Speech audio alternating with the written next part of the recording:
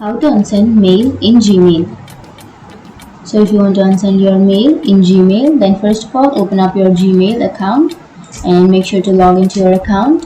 So now if you want to unsend your mail in Gmail, then you have to know one thing, that we don't have that unsend option in Gmail, but you can unsend that mail within a few seconds of time. So to set that timer, you have to go to settings, which is on the upper right corner, and click on see all settings,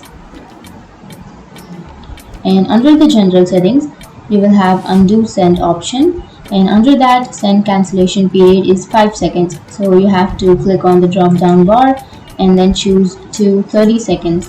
So now what this means is you can unsend a mail within 30 seconds, but if that period crosses more than 30 seconds, then you will not be able to unsend the mail. So that's it. That's the only way you unsend your mail in Gmail. And if you have any questions, feel free to comment below. Thanks for watching.